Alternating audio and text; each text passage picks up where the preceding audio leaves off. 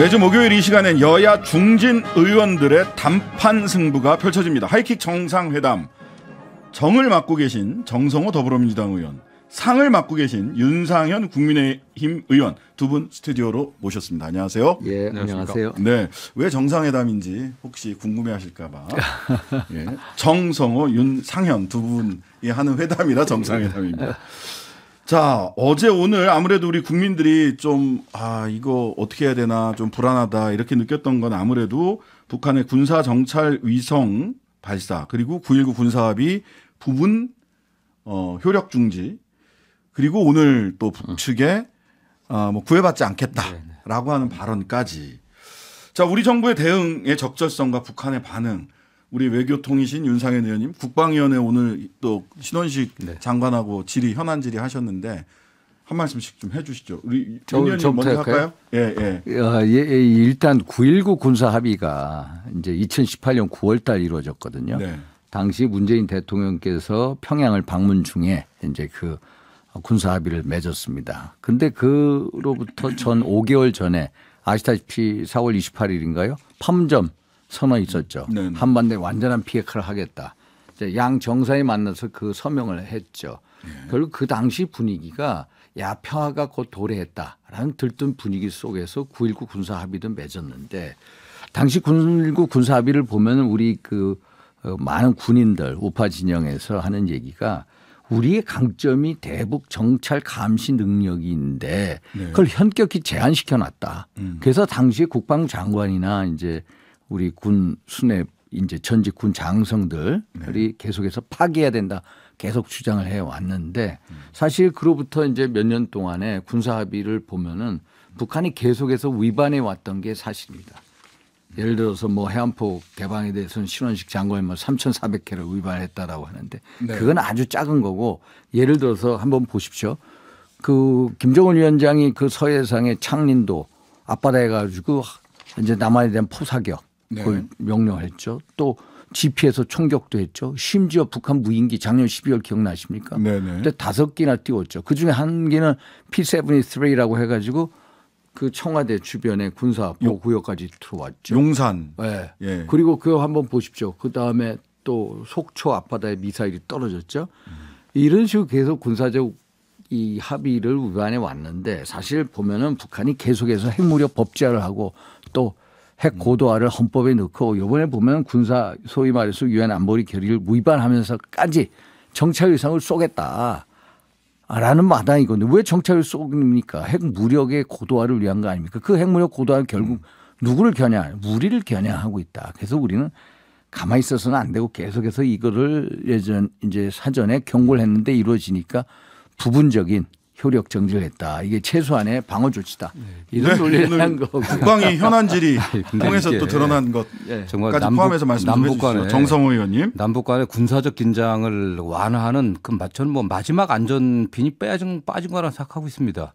1972년에 박정희 대통령 때 남북 그 공동성명이 있었지 않습니까? 그 이후 일관되게 여러 협약들을 체결했어요. 남북 간의 군사적 긴장을 완화하기 위한 노력들이 역대 정권에 계속돼 왔습니다. 그 과정에서 북한의 어쨌든 협약이라든가 합의 위반은 굉장히 많았습니다. 그러나 그 9.19 군사 합의 이후에 북한의 직접적인 침투라든가 직접적인 군사 접촉은 도발은 적어졌어요. 확 줄었습니다. 그 이전보다.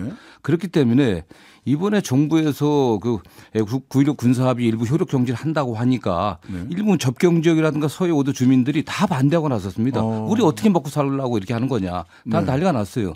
지금 이게 만약 이 합의를 갖다 정지시켰다고 해서 달라지는 게 뭐겠습니까? 북한은 늘 그렇게 해왔거든요. 오히려 제가 지난해 국정감사 때 말입니다. 이게 오히려 북한이 의도적으로 계획적으로 도발하는 게 아니냐 하니까 그 당시 이종섭 장관이 그렇게 본다. 그 의도는 뭐냐. 9.16 군사합의를 남측에서 먼저 파기하기를 기다리는 거 아니냐. 그럴 가능성도 있다고 답변했습니다. 그러니까 북한이 우리가 먼저 1조 3항을 갖다가 효력 정지시키니까 바로 이어서 전면적인 어떤 사실상 폐기 아니겠습니까?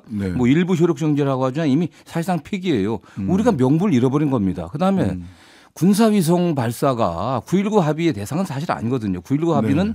군사 분계선 인근. 그 인근에서의 어떤 군사적 또는 무력 어떤 대결을 갖다 예방하기 위한 조치였기 때문에 그 대상 적용이 안 돼요. 대부분의 전문가들이 이건 파기 조건이 아니라고 얘기를 하고 있습니다. 네. 그러면서 오히려 남북 간의 어떤 우발적 충돌의 가능성이 높아져 갖고 굉장히 저는 사실 안보 리스크가 커졌다고 보고 있습니다. 그러니까 비판적으로 바라보는 그 전문가들은 그 얘기 하더라고요. 지금 정성호 의원님 말씀하신 대로 아니 정찰위성 쏘고 우리나라도 이제 30일 날 정찰위성을 쏠 계획이 이미 있는데 있습니다. 네. 그러면 전략 대 전략으로 보면 틱포텟이 네. 그렇게 맞는 거지 왜 갑자기 근데 9.19 군사 합의냐 이렇게 이제 9.19 군사 비판하는데. 합의가 예. 제가 말씀드렸듯이 너무나 일방적으로 우리에게 불리합니다. 왜 그러냐면은 군사 합의를 보면은 우리가 가장 강력한 위에 있는 게 대북 정찰 감시 능력인데 군사 분계선 하단으로 예를 들어서 고정 항공기 같은 경우에는 동부전선 40km, 네. 서부전선 20km 날지 못하게 돼 있습니다. 네. 또 예를 들어서 무인기 같은 경우에는 동부전선 15km, 서부전선 10km. 근데 무인기의 탐지 사거리가 유효 사거리가 얼마냐? 5 내지 8km밖에 안 돼. 네. 아예 우리가 작동을 못하는 겁니다. 그래서 이 문제를 항상 우리가 와 이건 위험하다. 한 번은 우리가 짚고 넘어야 된다. 예를 들어서 차폐 지역이라고 하는데 북한에 예를 들어서 장사장포가 340문이 있다. 그러면 그게 어떻게 배치되고 어떻게 하는지 우리가 미리 알아야 오히려 군사 도발을 막을 수 있지 않냐 이런 면에서 얘기를 했고요. 네. 이게 이제 사실 이 군사 합의서 정찰 위성이 군사 합의서 위반이 아니다라고 이제 몇몇 학자들이 주장하는데요. 네. 제가 군사 합의서를 정확히 읽어봤습니다. 네. 군사 합의서 1조에 보면은 남북 쌍방은 지상, 공중, 해상 등 모든 공간에서 군사적 긴장과 충돌의 근원이 되는 일체 적대행위를 전면 중지한다라고 돼 있거든요. 네. 그럼 정찰위성 쏘는 거는 결국 뭡니까? 군사적 충돌은 지금 아닐지라도 군사적 긴장을 고도화시키는 거다. 또 1조 1항을 보면요. 네네. 쌍방은 어떠한 수단과 방법을 강구해서라도 예.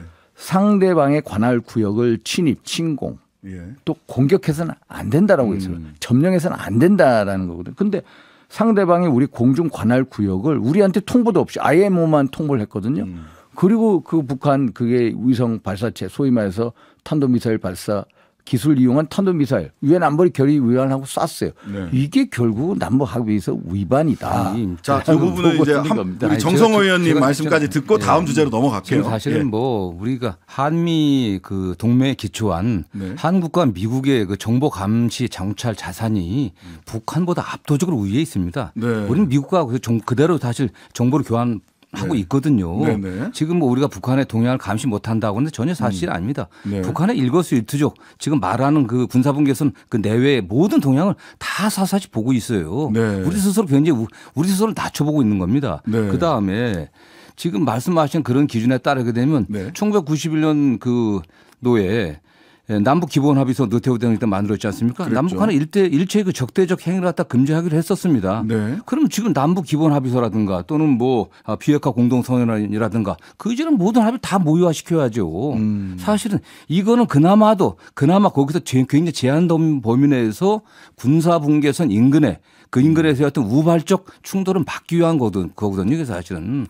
그렇기 때문에 이걸 만약 효력 정지하면 굉장히 위험해지죠. 사실은. 네네. 윤 의원님. 합의서가 258개가 있습니다. 예, 많습니다. 258개. 네, 그렇죠. 258개 중에 남북 예를 들어서 기본 합의서, 비핵화 공동선언, 일방적 파기했잖아요. 판문점선언 파기했습니다. 그래서 우리가 군사 합의는 우리 정성호 의원님께서 말씀하셨듯이 어떻게든 군사적 충돌을 방지하기 위한 거다. 그래서 일부 효력 정지다. 너희 한번 우리의 최소한의 방어 조치를 한번 봐달라. 네. 이겁니다. 그래서 네. 이게 달라지는 게 뭐있냐고 이게 우리가 파기한 게 처음입니다. 이게 사실은. 우리가 우리가 이걸 파기한 첫 사건이기 때문에 굉장히 이게 사실 처음입니다.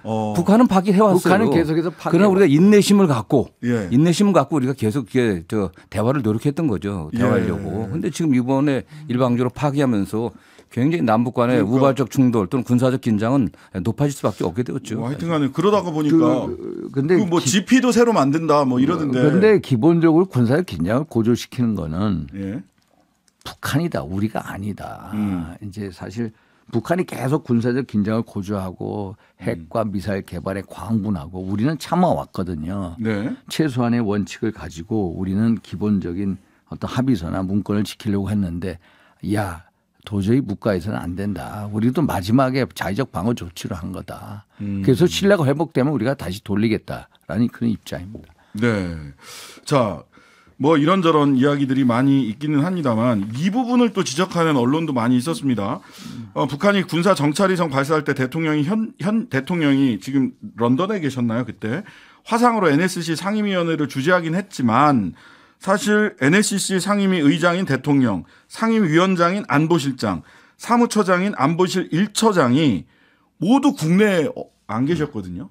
이렇게 중요한 우리가 최초로 남북 간의 합의서를 일부 무효화시킬 정도로 중대한 사태가 예견되고 있었는데 그렇습니다. 예. 나가 계시는 게 맞냐라고 하는 언론의 비판도 있습니다. 이게 원래 북한이 10월에 위성 발사를 예고해 왔었습니다. 예고해 왔고 그리고 발사하기 전 우리도 9.19 군사합의의 일부를 갖다가 효력적으로 지킬 거다. 이미 사실상 얘기해 왔기 때문에 말해 왔기 때문에 이미 우리가 일부 효력적으로 지키면 북한에서는 전면적인 폐기로 나올 거다. 다 예상했던 거거든요. 그런데 지난 6월 달에 북한 핵실험 뭐 가능성이 높아지자 그 당시 나토 회의에 참석했었습니다. 대통령이. 7월 달. 7월 달인가요? 그 당시 김성환 안보실장 그냥 두고 있었습니다. 작년은 6월 달.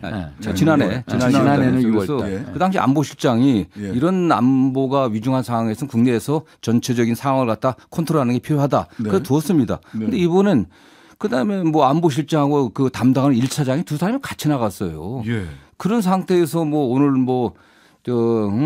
지금 합참의장 청문 보고서 다시 해달라고 했는데 그분이 뭐 북한 ICBM 발사할 때 뭐 그걸 붙이고 있었고 뭐 주식 투자하고 있었고 여러 가지 문제되는데 저는 굉장히 안보 의식이 정말 의심스럽습니다. 입으로만 보여주기식 뭐 NSC를 갖다 화상했던 것뿐이지 실질적으로 하시는 거 보면은 정말 걱정이에요, 사실. 우리 존경하는 정성호 의원님께서 말씀하신 대로 윤상현 의원님. 김성환 국가안보실장 작년 6월 나토 이제 정상회의가 스페인 마드리드에서 열렸거든요. 그때 한국 국내에 있었습니다. 그런데 이번에 조태용 국가안보실장은 지난 7월 달 나토 정상회담이 이제 리투아니아에서 열렸죠.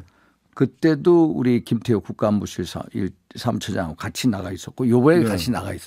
야, 그래서 제가 저걸 보면서 뭘 느꼈냐면 그때도 북한이 ICBM 발사 실험을 했거든요. 7월 달. 그때도 화상회의로 했습니다. 그래서 야, 이 분들이 결국 자신감이 있다. 우리 안보 시스템이 그런 상황에서도 세계 어디에 있더라도 한국의 어떤 북한의 도발이 있어서 그걸 컨트롤할 수 있고 매니지할 수 있는 자신감의 발로다. 근데 자신감이냐 무책임함이냐. 이게 그래서 이게 결국은 만약에 이게 이제 좀 국민적인 우려가 된다면은 뭐 저도 건의를 하겠습니다. 적어도 국가안보실장, NSC 상임위원장은 나토 광고하고도 완전히 달라요. 국내에 가 있어야 된다. 그냥 되게 뭐 경제협력 정도 문제이기 때문에. NSC 사무처장 김태우 이제 사무처장을 수행을 하고 국가안보실장이 있는 게 낫겠다. 아니 이게 행정망 먹통 사태 있는데 최고 책임자인 그 이상민 장관도 나가시고. 아니 나가고 디지털 정부 선전하고 다녔지 않습니까? 그런데 오늘 또 나라장터 또 먹통됐어요. 이게. 적어도 좀 계셔야 되지 않나라는 게 이제 국민들의 이렇게 불안한 마음을 저도 그렇습니다. 이게 자꾸 대통령만 보는 게 이게 대통령 보는 장관이 대통령만 보는 게 아니라 국민을 보고 직분을 보여야 되는 그런 모습을 보여줬으면 하는 그런 바람이 있습니다. 저도. 자, 오늘 본회의가 23일 그 예정돼 있다가 결국 열리지 않고 양당은 그 의원총회를 했는데 민주당에서는 국민의힘이 합의를 일방적으로 파기했고 여당과 대통령이 이동관 방탄에 나섰다. 예산도 민생법안도 다 내팽개친 거 아니냐 이렇게 비판했더라고요. 오늘 의총에서도 뭐 그런 규탄이 좀 있었을 것 같은데. 그렇습니다. 오늘 본회의는 예정됐던 거거든요.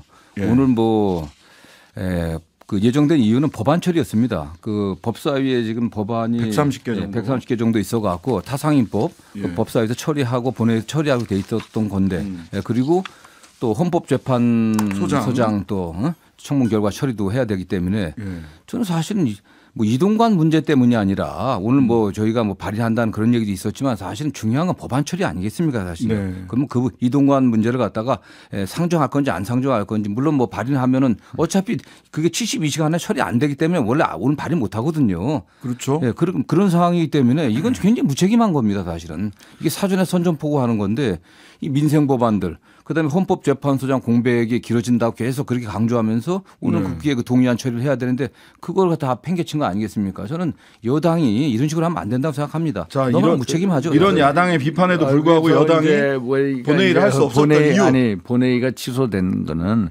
결국 우리 정치의 수준입니다. 솔직히 뭐 이동관 방통위원장 탄핵이든 쌍특검이든 또 우리 측에서는 소위 말해서 헌재 소장 이종석 소장의 어떤 표결 를 원했는데 그게 안 되니까 결국 합의가 파기가 됐는데 결국 이제 그래서 뭐 소위 말해서 다음 주인가요? 30하고 1일 날 12월 1일 날 한다고 하는데 결국 그제서야 아마 여러 가지 법안 처리 등 또 여러 가지 산적한 현안이 또 다뤄질 것 같습니다. 의원님, 그때는 할 수 있을까요? 오늘 윤재혁 원내대표 말씀하시는 거 보니까 예산안이 합의가 안 돼서 못 올라올 거다 이렇게 얘기하시던데. 그러니까 여당이 법안과 예산을 처리할 책임은 사실상 여당에 주로 있는 겁니다. 왜냐하면 여당은 국정을 책임져야 되기 때문에. 그런데 여당이 오히려 법안 처리를 갖다 포기해버리고 또 아직 예산이 협의 중인데 예산안이 합의 안 되면은 본회의 안 열겠다고 여당 지금 원내대표가 협박을 하고 있어요. 저는 전혀 이게 보지 못하던 현상입니다. 워낙 다수 의석을 가진 민주당. 소위 말해서 국회에서는 집권 여당이 민주당입니다. 집권 야당. 그러니까 쌍특검이라는 것도 쌍특검. 그것도 예를 들어서 12월 22일 이후에 자동으로 올라오는데 언제든지 의사일정 변경하면서 오늘도 치고 나올 수가 있고요.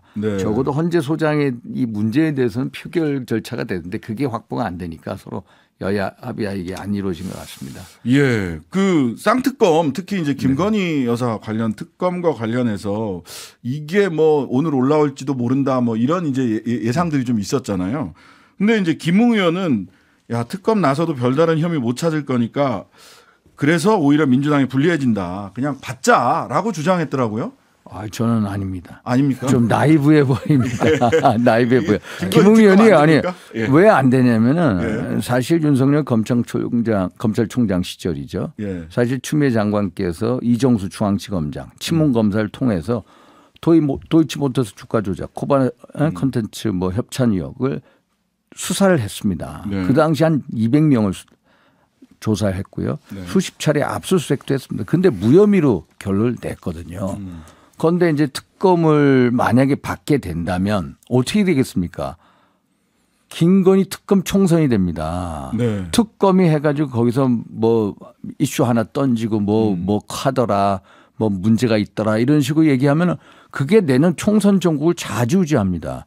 결국 김건희 여사를 악마시키고 윤석열 대통령이 타격을 입히고 결국에는 총선에 몰이를 해서 이기겠다는 정략적 의도가 있기 때문에 이게 제가 보기에는 우리 김웅 의원이 너무 나이브하다. 저는 김웅 의원이 정성호 의원님 김웅 의원이 괜찮은 검사 출신입니다. 잘 본 거예요. 그러니까 본인이 이게 이미 뭐 수사가 돼 있기 때문에 뭐 털 게 없으면은 뭐 무죄라면 오래 확실한 거 아니겠습니까? 저는 오히려 이렇게 털지 않고 가게 되면 의혹이 계속 확대 재생산될 겁니다. 그리고 지금 뭐 도이치모터스 관련 사건에서 관련자들이 다 유죄 판결을 받고 있고요. 거기에서 김건희 여사 관련 계좌가 3개가 분명히 있다는 게 뭐 법정에서 확인됐습니다. 저는 이런 부분들이 밝혀지지 않게 되면은 굉장히 의혹이 커질 것으로 보고 있고 대통령의 국정 운영에 대한 신뢰가 떨어집니다. 더군다나 대통령이 자기 배우자 사건 아니겠습니까? 판사들 같은 경우는 자기와 관련돼서 회피할 수 있잖아요. 뭐 그래 회피를 하는 형식 하면 안 되죠. 그래서 아직 그렇기 때문에 본인이 판단한다면 당연히 판단해야 된다면은 이거 수용해야 됩니다. 그리고 정리해 가는 게 앞으로 국정 운영하는 데 도움이 되는 거지 이거 그대로 묶어두면요. 그냥 굶은 상태에서 계속 대통령과 그 배우자에 대한 공격은 심해지고 더 신뢰가 떨어질 거예요. 자, 특검 뭐 어떻게 처리되는지 김웅 의원을 정성호 의원님이 응원하시고 나이브하다고 윤상현 의원님이 너무 나이브하다고 비판을 해 주셨고 자, 윤 의원님 두 스타 장관이라고 흔히 얘기하는 한동훈 장관이 이재명 대표와 개항을 해서 붙어야 한다라고 윤 의원님 말씀하셨는데 원희룡 장관이 간다는 얘기가 저는 원희룡 하다합니다. 장관보다는 예. 이재명 대표한테는 이재명 대표가 뭐 안동을 가든 성남을 가든 네. 개항을 가든 한동훈 장관이 붙어야 된다. 이럽니다. 왜 그러냐면은 네. 지난 대선이 윤석열 이재명 1라운드 게임입니다. 네. 2라운드가 내년 총선입니다. 네. 근데 내년 총선이 보면은 윤석열 정부 집권 3년 차입니다. 윤석열 정부에 대한 심판론이 강하게 제기될 거다. 그럼 좀 불리한 구도 속에 치러지는데 네. 그 프레임 전환을 시켜야 된다.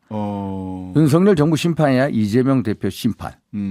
또 아니면 야당 대표 심판. 오늘 바꾸기 위해서는 한동훈 카드가 최고 좋은 카드다. 왜냐? 이 한동훈 이분은 검사 출신이고 법무장관이고요. 네네. 이재명 대표 결국 현재 범죄 피의자 신분 아닙니까? 지난번에 이 수사를 총괄하면서 증거가 차고 넘치다라고 했는데 결국 구속은 못 됐어요. 네. 그래서 보수층의 불만도 많고 그건 본인이 선거에서 당당히 이김으로써 도덕적 우위에 있고 정책 정당성 확보할 필요성이 있고요. 이분이 결국 그 윤석열 대통령의 어떻게 황태자라는 얘기를 듣지 않습니까? 네. 여권 내 최고 1등 후보 지지도를 가지고 있죠. 그러면 네. 1대1 소위 말해서 차기 권력을 위한 선점 경쟁을 통해서 미래로 전환시키는 프레임으로 간다. 그래서 자, 어떻게 이 들으셨어요? 개항 의뢰 와도 그게 두 분 다 전부 험지기 때문에 기본적으로 어떤 수도권 총선 승리에 이 마중물이 돼야 되고 알겠습니다. 어떤 꽃가마 타는 정치가 아니라 노전의 정치 이미지가 훨씬 30초 남았습니다. 이게 한동훈 법무부 장관이 윤석열 대통령의 후계자나 다름없는 그런 평가를 받고 있지 않습니까? 그렇죠. 제가 소울메이트 영혼의 동반자라고 영혼의 동반자입니까? 네. 강남 출신의 가장 굉장히 가장 역대 법무부 장관 중에서 가장 선동적인 전형적인 그 엘리트 검찰주의자입니다. 네네. 그다음에 윤석열 대통령 그대로 투영시키는 그런 이미지를 갖고 있기 때문에 가지 못할 거예요. 왜냐 그렇게 되면은 내년 선거가 윤석열 정권 심판론으로 바로 부각됩니다. 저는 한 장관은 내년에 떨어지게 되면 정치가 거기서 끝입니다. 그래서 본인이 당선되기 편한 곳으로 갈 거고요. 그다음에 아이고 시간이 다 됐습니다. 원희룡 장관은 뭐 가지 않을 가능성이 높고요. 알겠습니다. 윤상현, 정성호 두 분과 함께했습니다. 감사합니다. 수고하셨습니다. 네. 감사합니다.